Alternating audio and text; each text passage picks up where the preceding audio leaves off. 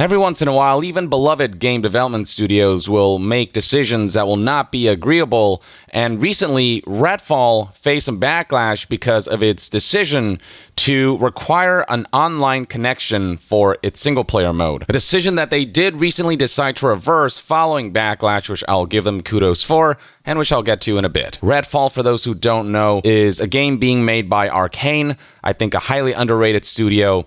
And this is a game where you can play single player or co-op, and the whole goal is to essentially hunt down vampires to use the unique powers of these respective, I don't want to call them heroes, but this feels a bit hero shooter-esque, where each character has unique powers, and the whole goal is to combine those powers and work together to be as effective as possible at fulfilling the missions and objectives of this game. It's got Arkane-style sort of open sandbox elements that allows you to experiment with your approach to certain missions, and there's definitely a unique visual identity here. And while I don't know yet if this is going to be my type of game, it does look like it could have the potential to be a lot of fun. And the vampires seem designed in a way where they might be really fun to fight, combined with your own powers. But people are, sort of skeptical. Likes to dislikes ratio surrounding this game aren't the most positive, but we'll see how this game turns out. But I do need to address their initial intent to require an online connection. I personally found that to be just unacceptable. There are plenty of occasions where my internet might spaz out for a second, or where I might go on a trip where internet isn't as readily available, or where internet connection might be shoddy. And with things like laptops and handheld PCs becoming more commonplace, I am not a fan of the idea of playing a game in its single-player mode and being in the middle of a session and suddenly losing progress, or me being stopped from playing because an arbitrary online requirement wasn't met, or just not being able to boot up the game at all because I'm in an environment where I don't have an internet connection, even if I do have my PC, be it handheld or laptop or whatever. Like for online co-op, it obviously makes sense, but for single player, what is this trend that we're seeing? Even Suicide Squad announced recently that even if you play by yourself, an online connection is required for the single player experience. And it is a trend that I do not want normalized. As Video Games Chronicle noted here, while it's commonplace for a DRM to require a one-off online check to prevent piracy, a persistent online requirement remains relatively uncommon for modern games with single-player modes. The article brings up recently released co-op games like Gotham Knights, Monster Hunter Rise, and Marvel's Avengers, all of which allow offline play in single-player mode, which goes to prove that an online requirement for a single-player experience, even if a game is primarily co-op, is absolutely not necessary.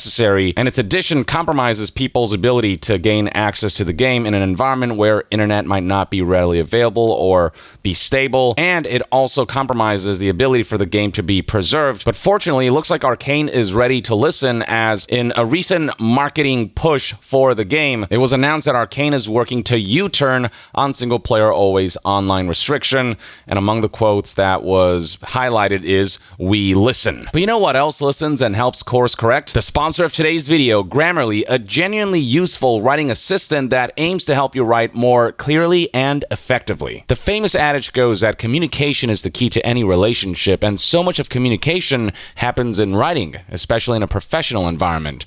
And something that often gets lost in writing is tone. It's so easy for communication to come off in a way that you didn't mean to. This is where Grammarly comes in. On top of powerful free features like grammatical corrections, word suggestions, and sentence streamlining, Grammarly Premium has this powerful tone suggestion capability that will reframe your sentences to convey the tone you want to express.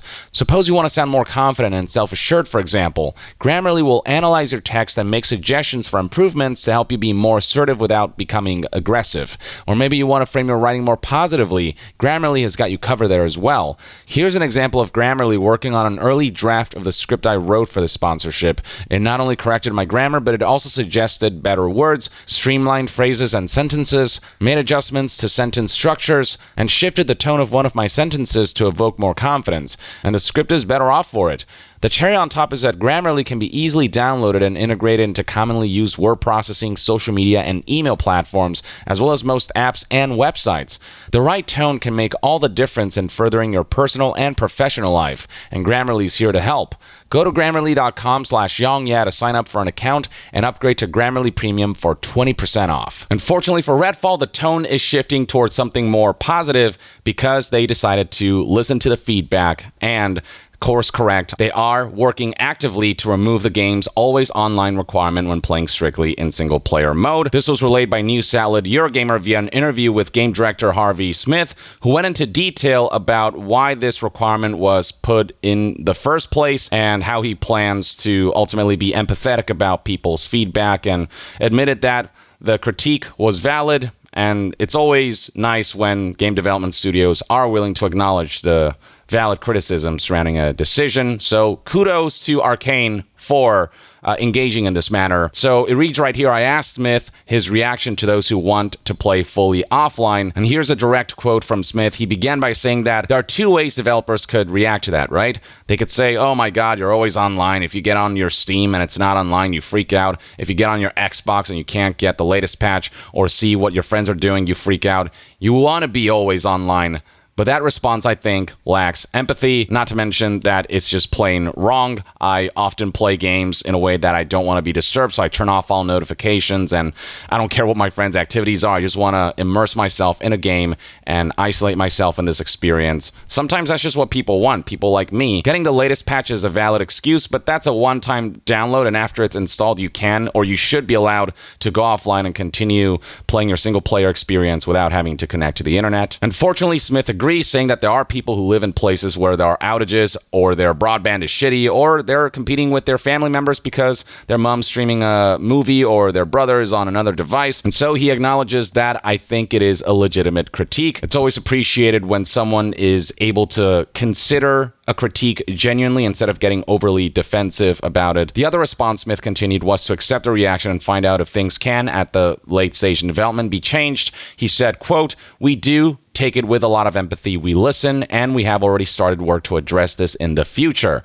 We have to do some things like encrypt your save games and do a bunch of UI work to support it, and so we're looking into it. I'm not supposed to promise anything, but we're looking into and working actively toward fixing that in the future. Now, by in the future, does he mean before the game's launch, or does he mean after the game launches we're going to add some kind of patch that removes this requirement? Hopefully it happens before launch. I think the sooner we can get rid of this requirement, this restriction, the better. But the fact that the development team came together and made the decision to go out of their way to remove this requirement that seemingly isn't as easy to get rid of as turning off a switch, but does require some considerations on the technical side of things, that's 2 thumbs up from me. At the same time, I do think that this restriction shouldn't have been added in the first place. It should have been obvious that people wouldn't like this, but it's better for them to realize a mistake than to decide to double down on a mistake. As for why Redfall had been originally designed to be persistently online,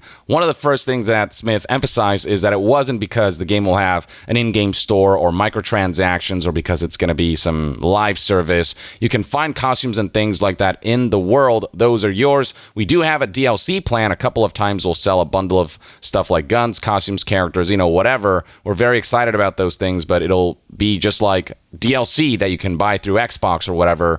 And there is the bite back edition of the base game where you get some of the stuff for free. We had that plan with Dishonored. We have that with every game we make. The dedication to no microtransactions is definitely a huge plus. And, DLC, as long as the price is within reason of what's being offered, as long as that's not done in an egregious way where things are overpriced and very important things are paywalled, it's fine. So yeah, Smith emphasized that the reason that even the single-player mode required an online connection wasn't because of monetization reasons or live service reasons. The explanation that he provided was that the persistent online connectivity would have allowed us to do some accessibility stuff, specifically being able to track game data that would allow them to fix certain things based on players' activities. It allows us for telemetry, like if everybody's falling off ladders and dying, holy shit, that shows up. And so we can go and tweak the ladder code. There are reasons we set out to do that are not insidious. Okay, fair enough to a degree, but I feel like there's a better approach to this. Why make it an absolute necessity to require an online connection? Why not make that an optional aspect? Why not allow people to opt in or opt out of that? I'm not a developer, so I cannot tell you what the technical aspects of all this are, but my question is, why does it need to be persistently online for telemetry to be allowed? Why can't people log on and off and data be tracked at different points in time when people are online versus when they're not? But what matters now is that the critique was recognized and that they are taking action to accept that feedback and acknowledge it. And hopefully this means that we can slow down this trend of AAA game publishers trying to make single-player modes online, which makes absolutely no sense. Now that this restriction has been removed, I'll feel a lot more comfortable about buying it and checking it out and taking this game with me on the go, as I tend to do when I travel and whatnot. And on top of that, impressions surrounding Redfall have been pretty positive. Various news outlets and content creators were allowed to spend some time with the game, and previews read along the lines of gunplay/combat majorly improved from previous Arkane games. Fighting vampires is thrilling. Single player feels great and is solo and doesn't have AI bots. Despite it being an open world optional co-op, it still feels like an Arkane game with lots of world building. We've got another Twitter user, Okami Games, here who summarized the impressions so far. Strong single player experience, Arkane's best gunplay yet. Many comparisons to Far Cry as far as single player goes. Hopefully in terms of just the structure of it being an open world sandbox rather than the monotonous elements of Ubisoft's dated and rather stale design of missions and activities that has been pervasive in their recent releases. Great level design that's very immersive, still has Arkane's DNA, working to remove always online requirement and no in-game store or microtransactions.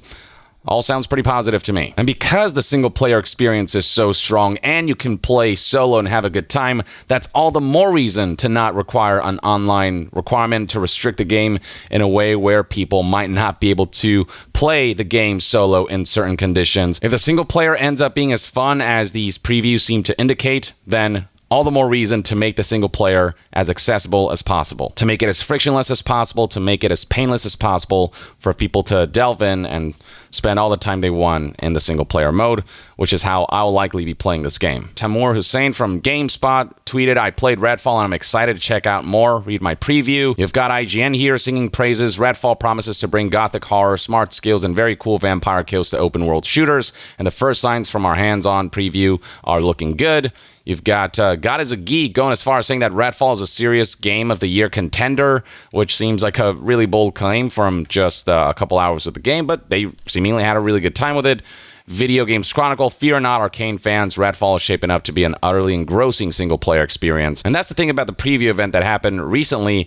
Arkane was so confident about the single-player mode that they essentially had all the news outlets and content creators that they invited play the game in single-player. And right here we have Video Games Chronicle's article that's pretty detailed, and I highlighted some of the noteworthy bullet points. I'm happy to say that Redfall is an utterly engrossing and atmospheric shooter. I was pleasantly surprised with just how competently it blends guns and ghouls and how it holds up as a single player experience. The minute-to-minute gunplay is phenomenal. The core combat just feels good. Reminds me a little bit of the instant serotonin release that comes with firing a weapon in Destiny 2. Say what you want about Destiny 2, but that game has some of the most fun and impactful and satisfying shooting mechanics. So to compare to that is actually pretty high praise. 4 different vampire slayers, 4 different, heroes, if you will, who will have different powers, and if you work together and combine them, you can come up with cool strategies. Unique tool set with different powers to allow you to get creative with your approaches in specific missions and activities.